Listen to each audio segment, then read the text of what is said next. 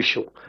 వాస్తవంగా కేసీఆర్ ముఖ్యమంత్రి ఉన్నప్పుడే ఈ గోదావరి నుంచి రాయలసీమకి నీళ్లు తీసుకుపోవడానికి ఆ రోజు జగన్మోహన్తో చర్చలు జరిపి కొన్ని జియోలు ఇచ్చి కొన్ని స్టేట్మెంట్స్ మేము ముందుస్తాను.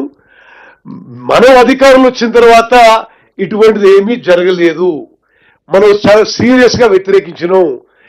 ఇది చాలా స్పష్టంగా మీ అందరికీ అర్థం కావాలి. మీ ద్వారా యావత్ తెలంగాణ ప్రజానీకానికి, రైతులకి గోదావరి జలాల విషయంలో కానీ, కృష్ణానది జలాల విషయంలో కానీ మనం వచ్చిన ఈ 18 నెలల్లోనే మరి ఈ నదీ జలాల్లో మన వాటా కాపాడుకోవడానికి మనం సమర్థవంతంగా ముందుకు పోయినాం.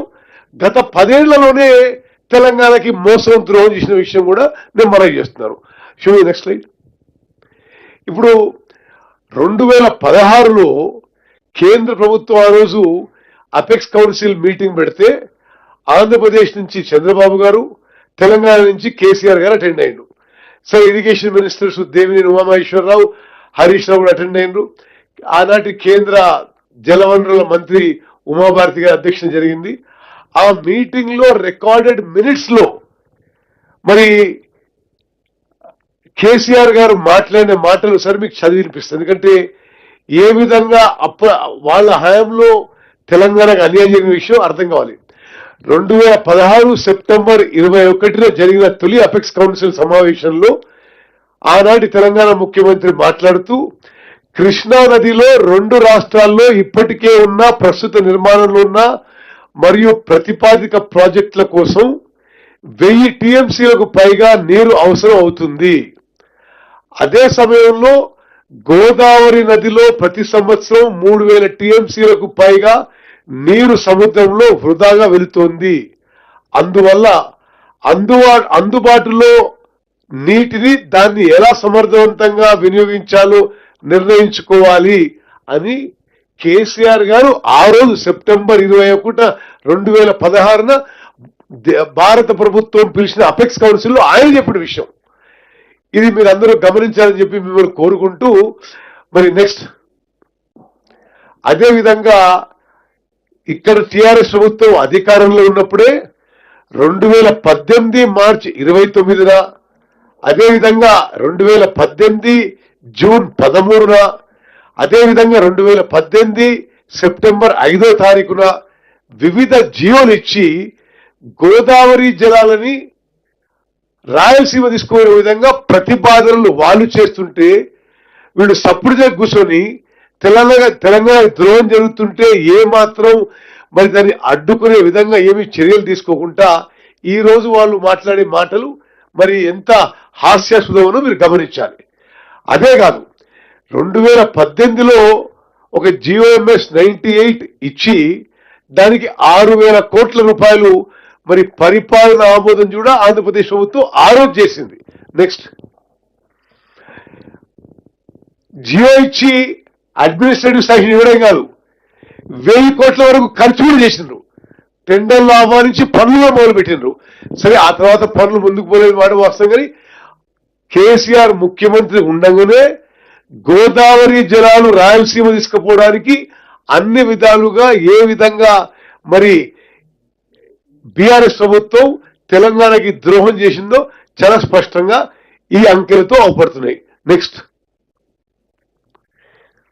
మరి అదే విధంగా గోదావరి నీటిని కృష్ణా పెన్నా నదులకు మళ్లింపుపై మరి ఆంధ్రప్రదేశ్ ముఖ్యమంత్రితో చర్చలు జరిపింది మరి కల్వకుంట్ల చంద్రశేఖరరావు గారు. 2019లో గోదావరి నీటిని కృష్ణా మరియు పెన్నా నదులకు మళ్లించే ప్రతిపాదనలపై చర్చల కోసం 2019 జూన్ 28న, ఆగస్టు 2న మరియు సెప్టెంబర్ 23 తేదీలలో వరుసగా సమావేశాలు నిర్వహించడమైంది. ఈ సమావేశాల్లో తెలంగాణ మరియు ఆంధ్రప్రదేశ్ రాష్ట్రాల ముఖ్యమంత్రులు హాజరయ్యారు. ఈ సమావేశాల్లో చర్చించిన ప్రధాన అంశాలు మరి ఈ విధంగా ఉన్నాయి. గోదావరి జలాల సమర్థ వినియోగంపై అప్పటి తెలంగాణ ముఖ్యమంత్రి ప్రెజెంటేషన్ ఇచ్చాడు. జలాలు అందుబాటులో ఉన్న ప్రాంతాలు చూపించేందుకు గూగుల్ మ్యాప్ లో ఉపయోగించాడు. ఆనాడు ఆయన అన్న మాటలు అప్పటి తెలంగాణ ముఖ్యమంత్రి చేసిన వాక్య బహిరంగంగానే, కత్తులు దూసేది లేదు, చేతులు కలపాలి, బేసిన్లు లేవు, బేసిజాలు లేవు. అంటే ఏంటిది? గోదావరి జలాలు రాయలసీమ తీసుకుపోవడానికి అన్ని విధాలుగా మార్గం సుగమం చేసింది కేసీఆర్ ముఖ్యమంత్రి ఉన్నప్పుడే. ఇది మనం వచ్చిన తర్వాత వ్యతిరేకిస్తున్నాం. ఇది చాలా స్పష్టంగా మీకు మనవి చేస్తూ, మరి నెక్స్ట్, ఇరు రాష్ట్రాల ఈ జల సంబంధిత అంశాలపై కలిసి పనిచేయడానికి మరియు ఈ ప్రతిపాదనలు పరిశీలించే అధికారులు మరియు నిపుణుల హై లెవెల్ కమిటీ ఏర్పాటు చేయడానికి అంగీకారం తెలిపారు.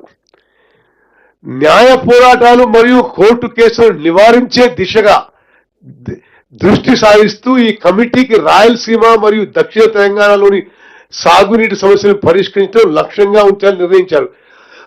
వాళ్ళ హయాంలోనే నదులను అనుసాదించే నమూనా ప్రాజెక్టుగా పట్టిసీమ ప్రాజెక్టు పరిగణలోకి తీసుకున్నారు. నెక్స్ట్,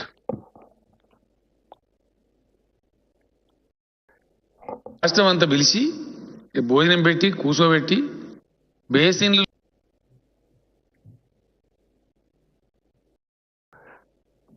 సరే ఇప్పుడు కొన్ని వీడియోలు చూపెడతాం మీకు. రాష్ట్రం అంతా పిలిచి ఆనాడు కేసీఆర్ ఏం మాట్లాడారు? భోజనం పెట్టి కూర్చోబెట్టి బేసిన్లు లేవు, బేసజాలు లేవు, బ్రహ్మాండంగా నీళ్ళు వాడుకోండి, మేము వాడుకుంటాం, మీరు వాడుకోండి, ఇరు రాష్ట్రాలకు సరిపోను ఇంకో 1000 టీఎంసీలు ఎక్కువ ఉన్నాయి, పిచ్చి కొట్లాడలు బంద్ చేయండి అని చెప్పినాను. అట్లనే అంతకుముందు ఫైనల్గా మొన్న ఈ కొత్త ముఖ్యమంత్రి గారు వైఎస్ జగన్మోహన్ రెడ్డి గారు అక్కడ ముఖ్యమంత్రి అయిన తర్వాత సుహృద్భావ వాతావరణం వాళ్ళు అడిగితే వెల్కమ్ అని చెప్పిన. వారు టాక్స్కి వచ్చినారు, చర్చలు జరిగినాయి. నేను నమ్ముతున్నా, నాకు భగవంతుని నమ్మేవాడిని, మంచి ఆలోచన చేస్తే ఫలవంతమవుతుంది అధ్యక్ష. నేను చెప్పినాను, పాత బేసజాలు బేసిన్లు లేవు, బేసజాలు లేవు. మేము నా డాక్టర్ రోజా గారు మంచి ఆతిథ్యం ఇచ్చారు. అన్నదాత సుఖీభవ. ఇప్పుడు ఊరికే సుఖీభవ కాకుండా రాయలసీమ ప్రాంతానికి డెఫినెట్గా గోదావరి జలాలు రావాల్సిన అవసరం ఉంది. ఇప్పుడు ఇక్కడ ఆంధ్రప్రదేశ్ రాష్ట్రంలో క్రియాశీలకంగా రబస్ట్గా పనిచేసేటువంటి మంచి పట్టుదల ఉండేటువంటి యువ నాయకుడు జగన్మోహన్ రెడ్డి గారు ముఖ్యమంత్రి ఉన్నారు కాబట్టి తప్పకుండా అది సాధ్యమవుతుంది. ఒక ఎల్డర్ బ్రదర్గా జగన్మోహన్ రెడ్డి గారు రాయలసీమ ప్రజల బాధలు నాకు తెలుసు కాబట్టి 100% మా యొక్క ఆశీస్సులు, సంపూర్ణ సహకారం 100% ఉంటుంది. ఇప్పటికే నేను, ముఖ్యమంత్రి గారు, ఆంధ్రప్రదేశ్ మంత్రివర్గం చాలామంది వచ్చి చర్చలు కూడా జరిపాం. నీరు ఈరోజు మన కళ్ళ ముందు కనపడతాం. సుమారు 1000 టీఎంసీలు గోదావరి నుంచి పోయింది. ఆల్మోస్ట్ ఇప్పుడు 2 ప్రాజెక్టులు కూడా మనకు శ్రీశైలం సాగర్ ఫుల్ అయిపోయి సముద్రాన్ని నీళ్ళు పోయి పడుతుంటాం. ఆ నీళ్ళు అట్లా వేస్ట్గా పోకుండా మన ప్రజలకు ఉపయోగపడాలని చెప్పి పాజిటివ్ నిర్ణయానికి వచ్చాం. ఇది గత 60-70 సంవత్సరాల తెలుగు వాళ్ళ చరిత్రలో ఒక కొత్త అధ్యాయం జగన్ గారు, నేను కలిసి లిఖించబోతా ఉన్నాం. ఇందులో కొందరికి అర్థం కాకపోవచ్చు, కొందరికి డైజెస్ట్ కాకపోవచ్చు, కొందరికి జీర్ణం కాకపోవచ్చు, కొందరికి అజీర్తి కావచ్చు. కానీ మేం చేయగలిగింది ఏం లేదు. కానీ ప్రజలు అందరూ కూడా దేశం మొత్తంలో అన్ని కార్నర్స్లో అందరు ప్రజలు బాగుండాలని కోరుకుంటాం. ఎస్, రాయలసీమకు పోయి రాయలసీమకు నీళ్లు రావాలని నేను చెప్పిన మాట వాస్తవం. ఈరోజు కూడా చెప్తా ఉన్నా. ఎవరు వద్దంటున్నారు రాయలసీమకు నీళ్లు? నేను చెప్పింది ఏంది, అక్కడ కృష్ణా నదిలో నీళ్లు లేవు, గోదావరిలో ఉన్నాయి. మేము తెచ్చుకున్నాం, గోదావరిని తెచ్చుకుంటున్నాము, మీరు కూడా అక్కడి నుంచి తెచ్చుకోండి, మీకు మేము సహకరిస్తామని చెప్పినాం. బేసిన్లు, బేసిజాలు అడ్డం పెట్టాము, మీకు సహకరిస్తాము. రాయలసీమ కరువు ప్రాంతము, వాళ్ళకి నీళ్లు రావాలి తప్పకుండా, అది న్యాయం, మీరు తెచ్చుకోండి, మేము అవుట్లెట్ సపోర్ట్ చేస్తామని చెప్పినాం. ఎందుకంటే అంటే దీంట్లో స్పష్టంగా ఏంటంటే గోదావరి జలాలని రాయలసీమ తరలించడానికి ఆనాటి ముఖ్యమంత్రి కేసీఆర్ గారు చర్చలు జరపడమే కాదు, ఆ దిశలో 2 అడుగులు ముందుకేసింది. ఈరోజు ఏమంటుండు హరీష్ రావు గారు కానీ ఇతర టీఆర్ఎస్ వాళ్ళు, చంద్రబాబు నాయుడు ఆ పోలవరం బంకచెర్ల ప్రాజెక్టు కట్టే ప్రతిపాదన చేస్తే మీరు కొట్లాడతలేని ఇప్పుడు మాట్లాడుతున్నాడు. అసలు వాస్తవంగా ఈ ద్రోహం, ఈ పాపం వాళ్ళు చేసింది. మనం ఈరోజు మరి ముఖ్యమంత్రి గారు నేను పలుమార్లు కేంద్ర ప్రభుత్వంతో సంప్రదించి ఇది తెలంగాణ నీటి హక్కుల ఉల్లంఘన, ఇది చేయడానికి వీల్లేదు అని మేము రిప్రజెంట్ చేస్తున్న విషయం కూడా మీరు గమనించాలి, తెలంగాణ ప్రజలందరూ కూడా తెలియజేయాలి. నెక్స్ట్, ఇది కొన్ని మీకు ఆనాటి ప్రెస్ క్లిప్పింగ్స్ కొన్ని స్లైడ్స్ చూపెడుతున్నావు. ఆనాటి ముఖ్యమంత్రులు కేసీఆర్ గారు, జగన్మోహన్ రెడ్డి గారు కలిసి ఈ గోదావరి జలాలని రాయలసీమకి ఏ విధంగా తరలించాలని పలుసార్లు సుదీర్ఘంగా చర్చించిన ప్రెస్ క్లిప్పింగ్ లో మీకు చూపెడుతున్నాం. Next,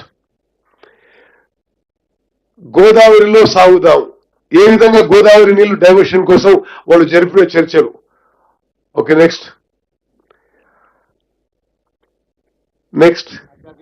okay, go back. Andhra Telangana వేరువేరు కాదు అని అన్నది ఎవరు? కల్వకుంట్ల చంద్రశేఖరరావు. మరి ఆ రోజు ఆ మాట అన్నాడు, ఈ రోజు ఏమంటున్నాడు? మరి అదేవిధంగా కేసీఆర్ సహకారం గొప్పది జగన్. ఓకే, మరి స్వచ్ఛమైన హృదయంతో జగన్, కేసీఆర్. ఓకే, మరి వాళ్ళు ఆ విధంగా మాట్లాడుకొని తెలంగాణ ప్రజలకి రైతులకు మోసం చేసి ఈ రోజు ఏ విధంగా మాట్లాడుతుందో దయచేసి గమనించాలి. అదేవిధంగా ఈ బేసిన్లు లేవు, బేసిజాలు లేవు అనేది అసలు వాటర్ ప్రిన్సిపల్స్ కి ఫండమెంటలీ రాంగ్. ఇది ఎప్పుడైనా సరే ఏ వాటర్ బేసిన్ అయినా ఆ బేసిన్ లో పూర్తిగా రైతులకి ప్రజలకు ఉపయోగపడ్డ తర్వాత వేరే చోట తీసుకుపోవాలి. గోదావరి జలాలు మన ప్రాజెక్టు పూర్తే కాలేదు, మన బేసిన్లకి పూర్తిగా నీళ్లే రాలేదు, గోదావరి జలాలు రాయలసీమ తీసుకోవచ్చు అని చెప్పి వాళ్ళు ఆ విధంగా చర్యలు తీసుకున్న విషయం కూడా మనం అందరం గమనించాలి. Next,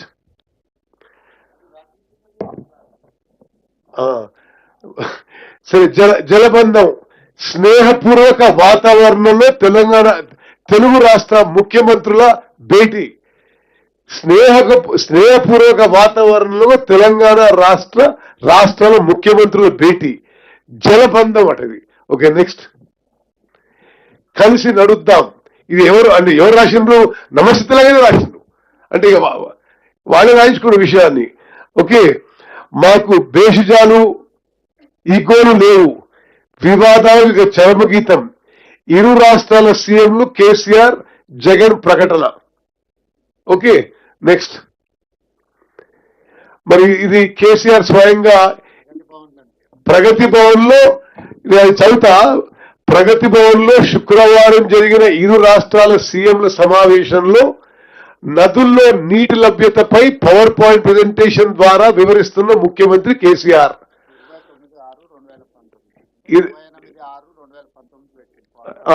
29 June 2019. ఓకే, ఆసక్తిగా వింటున్న ఆంధ్రప్రదేశ్ ముఖ్యమంత్రి జగన్మోహన్ రెడ్డి. వాళ్ళేమో ఇట్లా చేసుకొని ఆ తర్వాత ఇప్పుడు ఏం మాట్లాడుతున్నారు సార్? అచ్చా, ఇదే రూమ్ అది కూడా. నెక్స్ట్, మా స్నేహం దేశానికి ఆదర్శం.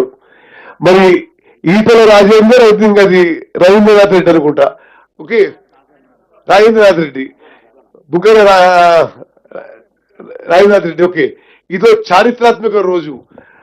రెండు రాష్ట్రాలు అన్ని రంగాల్లో పురోగమించాలి, అన్నదమ్ముల అంశాల పరిష్కారం, సీఎంల భేటీ అందుకు తొలి అడుగు. మరి మీడియాలో తెలంగాణ ఏపీ మంత్రులు ఈటల బుగ్గన. ఓకే, ఆ రోజు చేసిన విషయం. నెక్స్ట్, 2 చోట్ల నుంచి నీటి మళ్లింపు. ఇది రెండోసారి ఇది జగన్మోహన్ రెడ్డి గారు కేసీఆర్ గారు కలవడం. నెక్స్ట్,